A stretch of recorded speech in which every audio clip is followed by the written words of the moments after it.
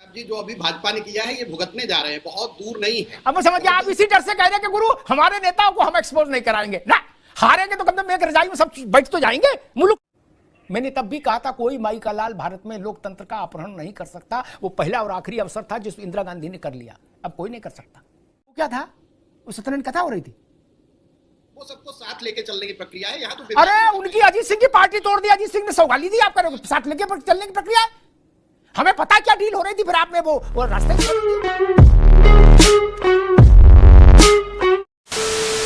नमस्कार दोस्तों, स्वागत है आपका अमिताभ अग्निहोत्री जी के एक मजेदार डिबेट वीडियो में।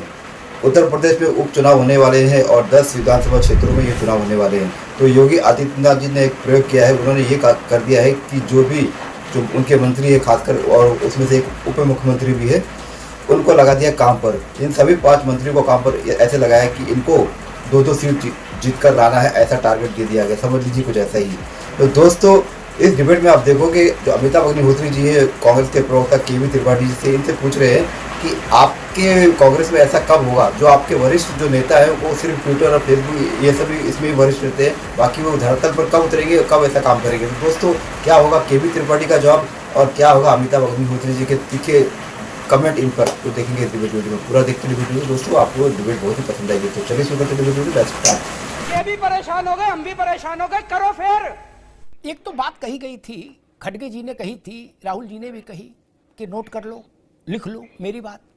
मोदी ने अगर शपथ ली तीसरी बार तो देश में चुनाव नहीं होगा, फिर प्रधानी से लेके और सांसदी तक का कभी। ये अच्छा है कि कुछ उपचुनाव हो चुके मोदी की शपथ लेने के बाद, और कुछ होने वाले हैं शेड्यूल में। तो ये भगवान का आशीर्वाद है कि जिस दिन की कल्पना विपक्षी दल कर रहे थे वो कोरी कल्पना साबित हुए वो दिन।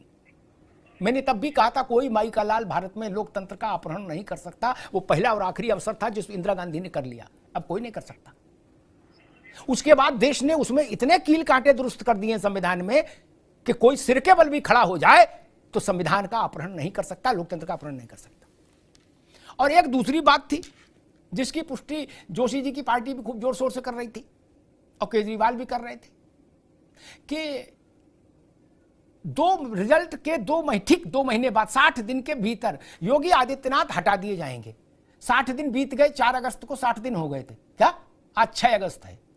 अभी तक योगी आदित्यनाथ फुल कमांड के साथ उत्तर प्रदेश के मुखिया हैं, और बाकी को जिनको बताया जा रहा था कि उनको हटा के उनको बना दिया जाएगा, वो उन सबका नेतृत्व कर रहे हैं और उन सबको वर्क असाइन कर रहे हैं। बोलो सियावर रामचंद्र की जय। 2 बातें तो गलत निकली गई। खैर त्रिपाठी जी, ऐसा सिस्टम आप लोगों के अभी उत्तर प्रदेश में ढेर वरिष्ठ है।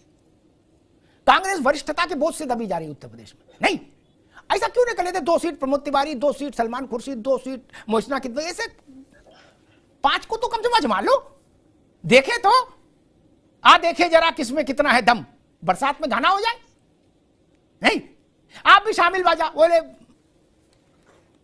अब की सलाह दो अपनी पार्टी को कि नहीं, कागज पे A4 पे टाइप कराओ, 5 seat, 2 seat Ajay Rai, 2 seat Salman Khurshid, 2 seat Imran Pratapgarhi, जो भी आप जिनको भी बड़ा मानते हो त्रिपाठी जी।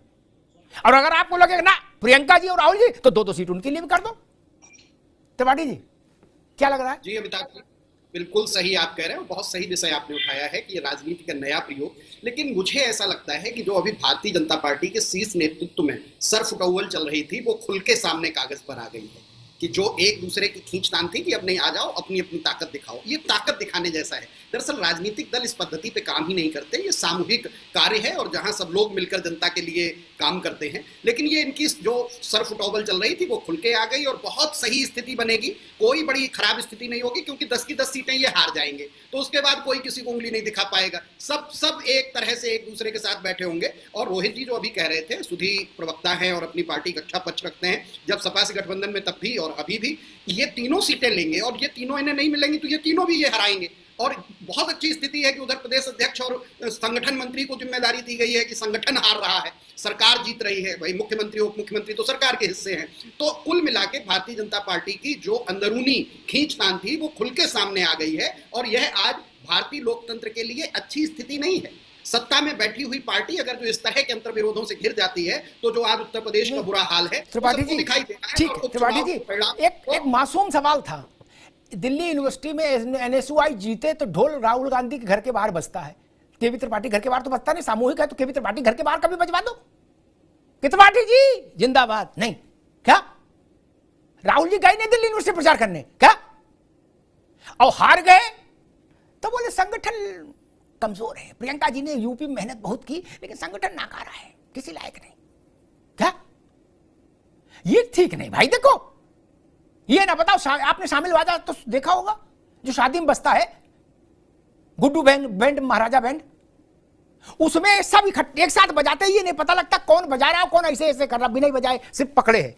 क्या शोर इतना होता है, एकल बात रखो ना, पता तो लगे शहनाई बजा रहे हो कि ढोलक बजा रहे हो राजनीति में। त्रिपाठी जी इसमें क्या खराबी है? बिल्कुल अमिताभ जी सही कह रहे हैं, जो भाजपा में आज हो रहा है यही हो रहा है, सब लोग अलग अलग बजा रहे हैं और सबको अलग अलग सुनाई दे रहा है, लेकिन ऐसा सामान्यतः होता नहीं है। आज केशव मौर्य की अलग तो रही बज रही है, उनका झुंझुना अलग बज रहा है ब्रजेश पाठक जी का, और योगी जी का तो पता ही नगाड़ा अलग से। मैं निवेदन ये कर रहा हूं, मैं निवेदन जो लोग कुछ लोग मुफ्त की मलाई मुफ्त की वरिष्ठता छीन लेते हैं और लिखना शुरू कर देते हैं अपना लेटर हेड पर और सोशल मीडिया वरिष्ठ, तो कोई रोक तो सकता नहीं, वरिष्ठता कोई संवैधानिक प्रबंध तो है नहीं। क्या ऐसे वरिष्ठों को भी अगर ऐसा कोई काम में मतलब उतार दिया जाए इम्तिहान में तो कोई बुरी बात नहीं है।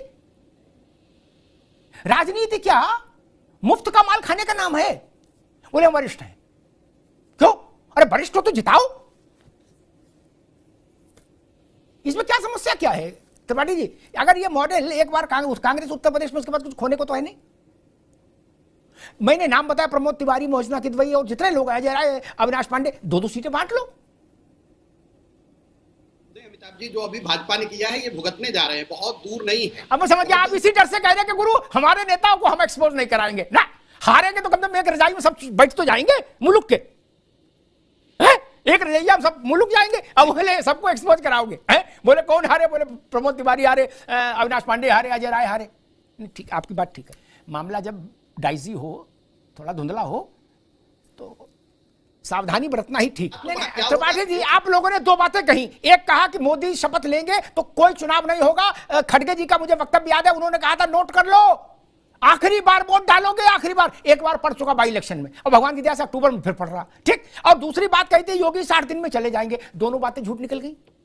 नहीं अमिताभ जी, यूपी में अगर जो अयोध्या मंडल पूरा ना हारते और जितनी सीटें यूपी में हारे हैं उसी का परिणाम है। हम लोग उत्तर प्रदेश वाले बहुत मजबूत हैं इस मामले में, पूरी तरह से नकेल कस दिए हैं, इसीलिए ये बंटवारा 2-2 सीट का दिखाई दे रहा है। हम लोगों ने जो मेहनत की उसी का परिणाम है और आज चुनाव हो रहे हैं। अगर जो वही 400 पार चलता, और मैं कह रहा हूं कि अगर जो बीजेपी अपनी दम पर 272 पे आ जाती तो आज ये बहस भी हम लोग न कर रहे होते, अब तक तो 10 सीटों का परिणाम घोषित हो गया होता और कहा कि साहब कोई दूसरा पर्चा ही नहीं भर रहा है। कई आपने देखा 24 के चुनाव में कई जगह कोई पर्चा भरने वाला नहीं मिला। पर्चा भराने की जिम्मेदारी उनकी है क्या?